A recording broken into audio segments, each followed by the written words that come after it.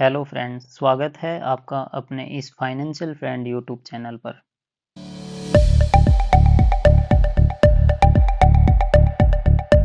तो फ्रेंड्स, आज अपन डिस्कस करेंगे पार्क मेडिवर्ल्ड कंपनी के आईपीओ के बारे में, जो कि अब पार्क हॉस्पिटल्स के नाम से जानी जाती है। हम देखेंगे कि कंपनी क्या काम करती है, आईपीओ की डिटेल्स, आईपीओ के टाइमलाइंस, लॉट साइज, आईपीओ के रिजर्वेशंस, प्रमोटर होल्डिंग, कंपनी के फाइनेंशियल्स, कंपनी के स्ट्रेंथ एंड रिस्क, और लास्ट में देखेंगे कि कंपनी की जीएमपी इस टाइम पे क्या चल रही है और एस्टिमेटेड प्रॉफिट्स अगर हम इस कंपनी में अप्लाई करें तो हमें कितना प्रॉफिट होगा लिस्टिंग डे पे। ये सारी चीज़ें डिस्कस करेंगे इस वीडियो में। सबसे पहले अपन डिस्कस करते हैं कि कंपनी क्या काम करती है। पार्क हॉस्पिटल 2011 में स्टार्ट हुई थी और ये मेडिकल सेक्टर में काम करती है। प्राइमरीली ये नॉर्थ इंडिया में ही ऑपरेट करती है। इनके पास 3000 बेड की कैपेसिटी प्रेजेंट है। कंपनी के पास 14 multi super speciality hospitals present हैं और इनके सारे hospitals national accreditation board for hospitals and health care providers से सर्टिफाइड हैं और इनके 8 hospital national accreditation board for testing and calibration laboratory से सर्टिफाइड हैं। पार्क हॉस्पिटल्स ऑफर करते हैं 30 सुपर स्पेशलिटी और speciality service, internal medicine, neurology, urology, gastroenterology, general surgery, orthopaedics और ऑन्कोलॉजी जैसे सर्विसेज प्रोवाइड करते हैं। 30 सितंबर 2025 तक हॉस्पिटल के पास 870 आईसीयू बेड्स हैं और 67 ऑपरेशन थिएटर्स प्रेजेंट हैं कंपनी के पास।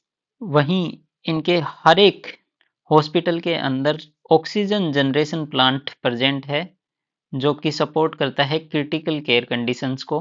इनके हॉस्पिटल्स काफ़ी सारे स्टेट्स में प्रेजेंट हैं, जैसे हरियाणा, दिल्ली, पंजाब और राजस्थान। हरियाणा में बात करें तो अंबाला, गुड़गांव, करनाल, पानीपत, पलम विहार, सोनीपत और फरीदाबाद में इनके हॉस्पिटल्स हैं। वहीं पंजाब में पटियाला और माहौली में, और राजस्थान की बात करें तो जयपुर और बैरोड में इनके हॉस्पिटल्स प्रेजेंट हैं। 30 सितंबर 2025 तक कंपनी के पास 1014 डॉक्टर्स प्रेजेंट हैं और 2142 नर्स प्रेजेंट हैं। आईपीओ डिटेल्स के बारे में बात करें तो कंपनी का आईपीओ ओपन हो रहा है 10 दिसंबर को, क्लोज हो जाएगा 12 दिसंबर को। आईपीओ की लिस्टिंग 17 दिसंबर को हो जाएगी। कंपनी का फेस वैल्यू 2 रुपये पर शेयर है। इश्यू प्राइस बैंड की बात करें तो 154 रुपये से 162 रुपये के बीच में प्राइस बैंड रखा गया है। लॉट साइज की बात करें तो एक लॉट में 92 शेयर्स आएंगे। सेल टाइप देखें तो फ्रेश इश्यू और ऑफर फॉर सेल दोनों ही टाइप है। इश्यू टाइप की बात करें तो कंपनी बुक बिल्डिंग आईपीओ लेके आ रही है। लिस्टिंग की बात करें तो बीएससी और एनएससी दोनों ही एक्सचेंज पर लिस्टिंग होगी। टोटल इश्यू की बात करें तो कंपनी 920 करोड़ रुपए इस आईपीओ से उठा रही है, जिसमें से फ्रेश इश्यू 770 करोड़ और ऑफर फॉर सेल 150 करोड़ रुपए हैं। वहीं शेयर होल्डिंग पैटर्न की बात करें तो कंपनी के आईपीओ आने से पहले 38 करोड़ शेयर्स हैं। वहीं कंपनी के आईपीओ आने के बाद में कंपनी के शेयर्स इंक्रीज होके 43 करोड़ हो जाएंगे।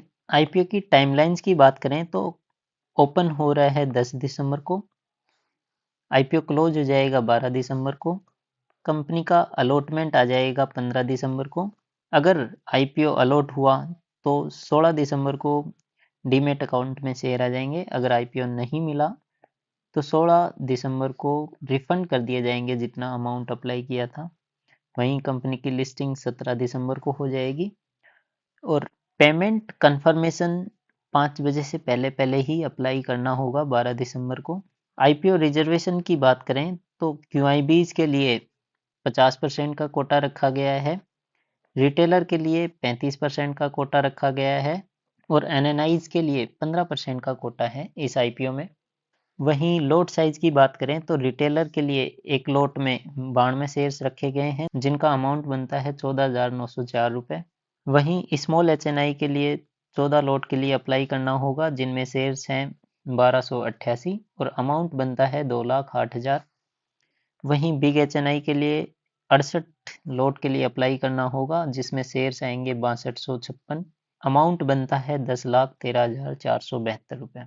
कंपनी के फाइनेंशियल्स की बात करें तो कंपनी के एसेट्स 2023 में 1592 करोड़ के थे, 2024 में 1912 करोड़ के और 2025 में 2100 करोड़ के एसेट्स हो गए। वहीं 2 क्वार्टर की बात करें तो कंपनी के एसेट्स 2320 करोड़ के हो गए।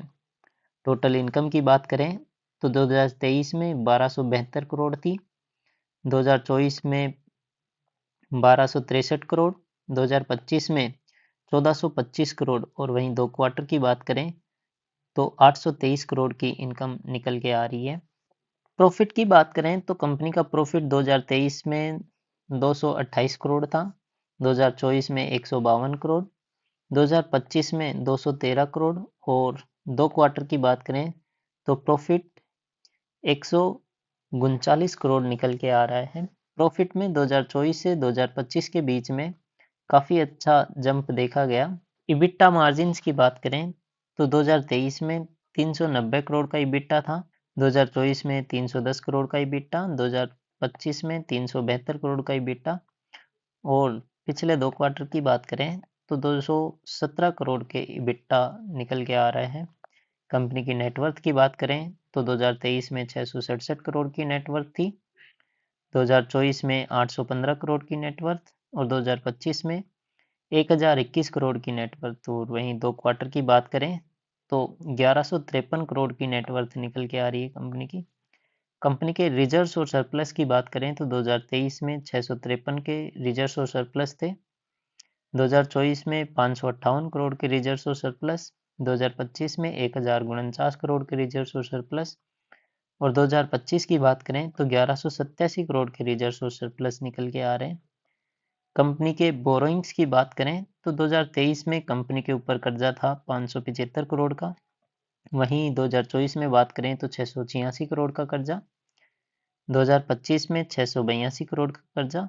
पिछले 2 क्वार्टर की बात करें तो कंपनी पे अभी के टाइम पे जो कर्जा है वो 733 करोड़ का कर्जा निकल के आ रहा है। कंपनी के KPI इंडेक्स की बात करें, रिटर्न ऑन इक्विटी 20.68% निकल के आ रहा है, रिटर्न ऑन कैपिटल एम्प्लॉयड की बात करें तो 17.5% निकल के आ रहा है, डेब्ट टू इक्विटी की बात करें तो 0.61 निकल के आ रहा है, रिटर्न ऑन नेटवर्थ की बात करें तो 20% का है, पैट मार्जिन्स 15.5% के हिसाब से ग्रो किए हैं, इबिटा मार्जिन 26.5% के हिसाब से ग्रो किए हैं। प्राइस टू बुक वैल्यू की बात करें तो 6 निकल के आ रहा है। कंपनी के EPS IPO आने से पहले बात करें तो 5.55 है और IPO आने के बाद में 6.44 हो जाएगा। वहीं प्राइस टू अर्निंग रेशियो की बात करें तो कंपनी का IPO आने से पहले 29.21 का है और IPO आने के बाद में 25.14 हो जाएगा। वहीं प्रमोटर होल्डिंग की बात करें तो कंपनी के IPO आने से पहले प्रमोटर के पास 95% शेयर्स हैं और IPO आने के बाद में 82.89% शेयर्स बचेंगे प्रमोटर के पास। कंपनी के मार्केट कैप की बात करें तो 6,997 करोड़ निकल के आ रहा है, जो कि एक स्मॉल कैप कंपनी के अंदर आएगी। कंपनी के ऑब्जेक्टिव्स की बात करें कि जो कंपनी फ्रेश इश्यू के द्वारा रुपए उठा रही है उनका क्या यूज करेगी, तो इन्होंने बताया है कि 380 करोड़ रुपए ये जो इनके ऊपर बोरोइंग्स हैं उनका पेमेंट करेंगे। वहीं 60 करोड़ रुपए ये न्यू हॉस्पिटल्स बनाने में यूज करेंगे और 27 करोड़ का ये मेडिकल इक्विपमेंट्स परचेज करेंगे और बाकी बचे हुए का ये जनरल कॉर्पोरेटिव पर्पस में यूज करेंगे।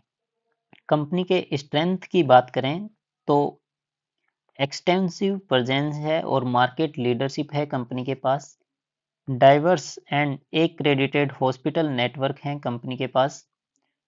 कंपनी फोकस करती है अफोर्डेबल और क्वालिटी हेल्थ केयर प्रोवाइड करने पे। वहीं अगर कंपनी की रिस्क देखें तो हाई डिपेंडेंसी है मेडिकल प्रोफेशनल्स पे, जोग्राफिकल कंसंट्रेशन रिस्क ज़्यादा है क्योंकि इनके ज़्यादातर सेटअप्स नॉर्थ इंडिया के अंदर हैं जैसे हरियाणा और राजस्थान।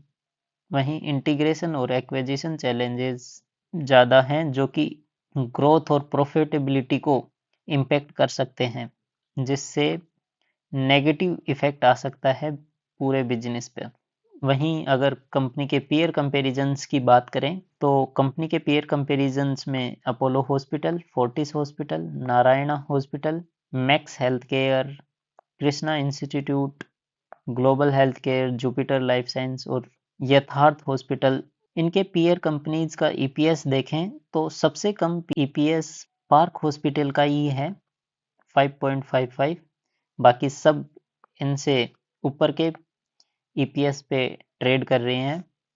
वहीं अगर इसकी प्राइस टू अर्निंग रेशियो की बात करें तो ये भी इनके पीयर कंपैरिजन के बेसिस पे सबसे कम पार्क हॉस्पिटल का ही निकल के आ रहा है।